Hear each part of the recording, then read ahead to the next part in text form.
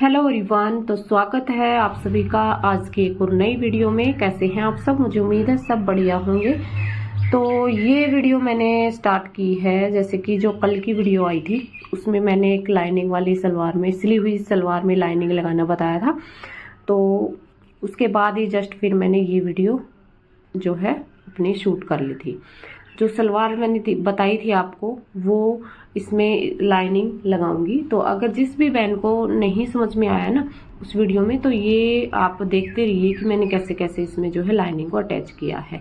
तो इसमें सबसे पहले तो मैंने आसन जोड़े हैं, ये देखो, ठीक है। अलग से लाइनिंग के आसन दोनों साइड से जोड़ लेने हैं। जोड़ने के बाद फिर इस पे हम अटैच करेंगे, ठीक है।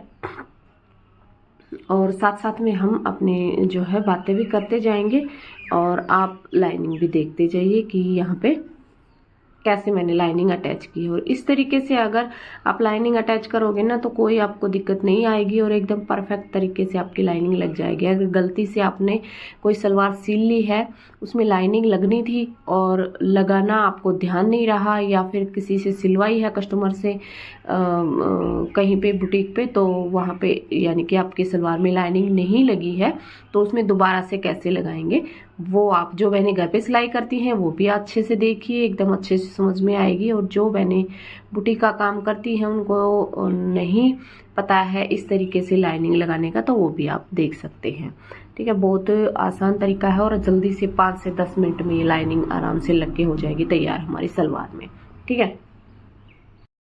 और अगर आपको मेरी वीडियो थोड़ी सी भी हेल्पफुल लगे, अच्छी लगे, तो वीडियो को लाइक, चैनल को सब्सक्राइब और शेयर जरूर करें वीडियो को, ठीक है। तो कई बार जो है मुझे कमेंट आते भी हैं और उनके मैंने जवाब भी दिए हैं कि इस टॉपिक पे मैं अलग से वीडियो बनाऊंगी। तो आज फिर मैंने टाइम लगाया और फिर चलिए मैं कहा आज इस टॉपिक पे ही आपसे बात करते हैं। कई बहनों का सवाल होता है कि दीदी सिलाई में फिनिशिंग कैसे लाएं, हमारी सिलाई में सफाई नहीं है, या हमें सिलाई आती है और जैसे कि हम कपड़े सिलते हैं बाहर किसी के, तो उसमें ना सफाई नहीं आती, यानी कस्टमर खुश नहीं होते हैं। तो ये चीज बहुत सारी बहनों के साथ होती होगी और उनके यही सवाल होंगे कि हमारे काम में सफाई क्यों नहीं है, हमें सिलाई आती है और हमारा काम किसी को पसंद क्यों नहीं आता है ना। तो ये चीज होती होगी। तो किस किस बहन के साथ होती है कमेंट में जरूर बताएं। तो ये चीज आपकी कैसे दूर होगी, इस चीज पे आपको आज मैं कुछ टिप्स बताऊंगी, तो आप उनको फॉलो करना और उसी तरीके से आप अपना काम करते रहना कंटिन्यू। तो बिल्कुल सफाई आएगी आपके काम में। ये नहीं है, आपको ये चीज मान के चलनी नहीं है कि हमारे काम में सफाई नहीं आएगी, कभी बिल्कुल आएगी आपके काम में सफाई। पर जो बातें मैं आपको बताऊंगी वो बातें आपने फॉलो करनी है जरूर, ठीक है। जैसे कि सबसे पहले तो हम बात ले लेते हैं कि भाई जो बहनें हैं या फिर जो लड़कियां हैं जिन्होंने सिलाई सीखी है और सिलाई उनको आती है, जैसे सूट भी सिल लेती हैं, सलवार भी सिल लेती हैं, है ना, बाकी प्लाजो वगैरह जो भी होता है तो वो सिल लेती हैं। बस उनके काम में क्या है कि सफाई नहीं आती है। जैसे कि सिलने के बाद सूट अच्छा नहीं लगता है। कई बार क्या होता है कि सिलाई आती है, फिटिंग में सफाई नहीं आती है, फिटिंग नहीं अच्छी आती है ना। या फिर जैसे पोंचे हम बना लेते हैं, पोंचे में सलवार के पीछे की साइड की जो सिलाई होती है वो सही नहीं लगती है, या फिर बाजू की जो फिटिंग होती है वो सही नहीं आती है। गला जो है, गला हमारा कई बार सही सेट नहीं होता है। तो बहुत सारी चीजें होती हैं जो कि हमारी अच्छे से सेट नहीं होती। और जब तक हमारे सूट में कोई भी चीज परफेक्टली अच्छे से फिटिंग में नहीं आएगी तो सूट सिला हुआ बिल्कुल भी अच्छा नहीं लगेगा, है ना। तो ये चीज होती है। और ये चीज आपकी कैसे ठीक होगी, ये चीज आपकी ठीक होगी, आपने कंटिन्यू काम करना है, ठीक है। और एक चीज आपने ये ध्यान रखना है कि जो भी काम करें वो आप मन लगाकर अच्छे से लगन से करें। ये नहीं करना है कि ये काम मैंने कंप्लीट करना है, बस इसको काम को करना है, बस ये मैंने खत्म करना है। ये चीज दिमाग में नहीं रखनी, हमने ये चीज रख के काम अपना करना है कि इसमें ज्यादा से ज्यादा मैं सफाई लेके आऊंगी। बेशक धीरे हो जाए वो काम, उसमें आपने जो है जल्दबाजी नहीं करनी है सिलाई के काम में, अगर आपने सफाई लेके आनी है तो। और जितना हो सके आप सिलाई का काम करें, ठीक है। आप कहेंगे कि हमारे पास तो इतने कपड़े नहीं हैं भाई सिलने के लिए, तो इतने कपड़े हम कहाँ से लेके सिलें। तो इस चीज़ पे भी मैं आपको बताऊंगी, जैसे कि आपके आस पड़ोस में है ना, या फिर आपके रिश्तेदारियों में कहीं से भी हैं, तो उनको आप बोलो कि भाई मैंने सिलाई सीखी है और आप मुझे कपड़े दे दो, मैं कोई सिलाई नहीं लूंगी। ठीक है। तो थोड़ा बहुत आप उनको बोल सकते हो कि भाई ऐसा कोई कपड़ा दो जो ज्यादा आपका महंगा ना हो, भाई आप घर पे पहन लो उनको। ठीक है। तो बिल्कुल स्टार्टिंग से जिन्होंने सिलाई सीखी है ना, उनके बारे में बता रही हूँ मैं ये बात। ठीक है। तो उनसे आप कपड़ा ले सकते हो, आसपास से आस पड़ोस में आपके हैं उनसे कपड़ा ले सकते हो। बुकरम रील के आप उनसे पैसे ले लो। ज्यादा से ज्यादा आपको ये है कि भाई हम बुकरम रील भी साथ पास से लगाएंगे, तो बुकरम रील के उनसे ले लो, वो दे देंगे और फ्री में फिर उनको सूट आप बना के दो उनको अच्छे से। ठीक है। और उसमें उस चीज में ये नहीं करना है कि बाहर का कोई कपड़ा आपने पकड़ा है तो उस पे आपने, जैसे मैंने पहले भी बताया है, कि जल्दबाजी करो कि इन्होंने ये सूट दिया है तो मैंने जल्दी जल्दी से बना के इनको देना है, बस ये चीज नहीं करनी है। अगर आप एक सूट 2 दिन में बना रहे हो ना, तो आप उसको 3 दिन में बना के दो। ठीक है। 4 दिन में बना के दो, बस उसमें सफाई आनी चाहिए एक एक चीज में आपकी। ठीक है। और एक बार आपके सफाई आने लग गई ना, तो फिर आपके हाथ में सफाई आती ही चली जाएगी। ठीक है। फिर आप कहोगे कि 3-4 दिन में एक सूट सिल लेंगे तो फिर कैसे होगा।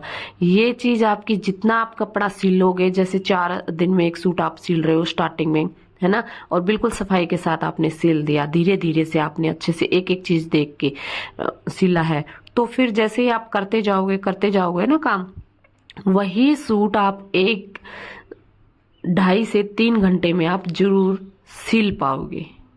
ठीक है। क्योंकि वो आपकी फिर हैबिट बन जाएगी, धीरे धीरे जैसे आप करते रहोगे ना लगातार काम, तो फिर जैसे कि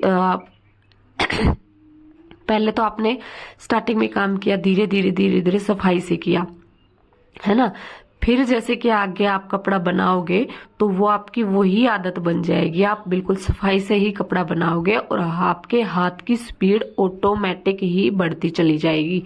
ठीक है। ये चीज आपने करनी है। ठीक है।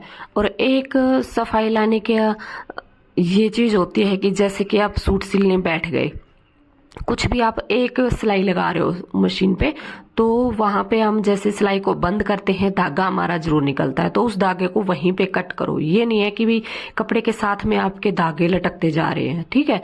ये चीज सबसे मेन होती है, कपड़े में धागे नहीं लटकने चाहिए। कोई भी जहां से भी आप सिलाई खत्म करते हो वहीं से आप धागे को कट कर दो। ठीक है। ये चीज रखो। और जैसे आप गला बना रहे हो, सिलाई में आपका जो टाका है, टाका आपका बिल्कुल सही होना चाहिए। आपके टाके में दाने वगैरह, या जैसे कि कई बार होता है ना सिलाई खिंच रही है, ये चीज नहीं होनी चाहिए। आपकी सिलाई एकदम बढ़िया होनी चाहिए। ठीक है। सिलाई मशीन को एकदम आप परफेक्ट रखो अपनी को, अगर आप सिलाई कर रहे हो। अगर आपकी सिलाई मशीन ही ठीक नहीं है, फिर आप जितना मर्जी आप सूट में या किसी भी चीज में आप सिल रहे हो, सफाई लेके आना चाहोगे तो बिल्कुल भी नहीं आएगी। सबसे मेन चीज यही होती है, आपकी सिलाई मशीन बिल्कुल परफेक्ट होनी चाहिए। उसमें तेल पानी दे के टाइम पे और उसकी सफाई वगैरह करके अच्छे से अपनी सिलाई मशीन को रखो। उस पर ज्यादा कोई एक्स्ट्रा कोई चीज आप उस पर ना सिलो।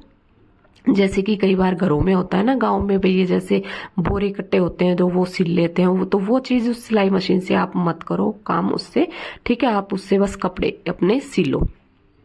तो मेन चीज यही होता है कि आप अपनी सिलाई को अच्छे से रखो, उसमें तेल पानी टाइम से दो, सफाई वगैरह करो। जैसे दो सूट आपने सिल लिए, बुकरम वगैरह बनाए हैं, गले बनाए हैं, पोंचे बनाए हैं, तो आप अपनी सिलाई मशीन को साफ करो, तेल पानी दो उसमें टाइम से।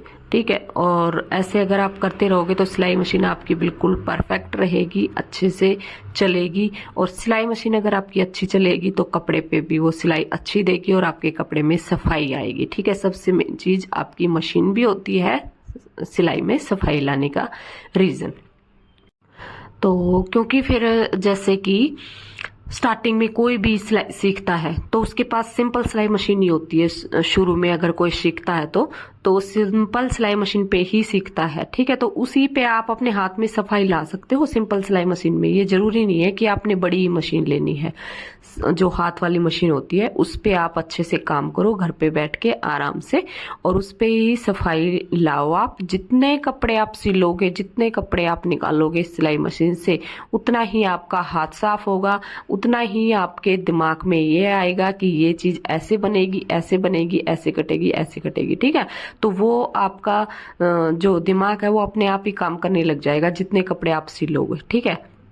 जो कुछ आपने सीखा होता है ना, उससे भी आप ज्यादा कुछ कर पाओगे, क्योंकि कपड़े में यही होता है कि वे जितना कपड़ा हम सिलेंगे उतना ही दिमाग हमारा ज्यादा तेज चलेगा और उतनी ही हमारे हाथ में सफाई आएगी, ठीक है, और उतना ही हमारी स्पीड बढ़ेगी कपड़े में।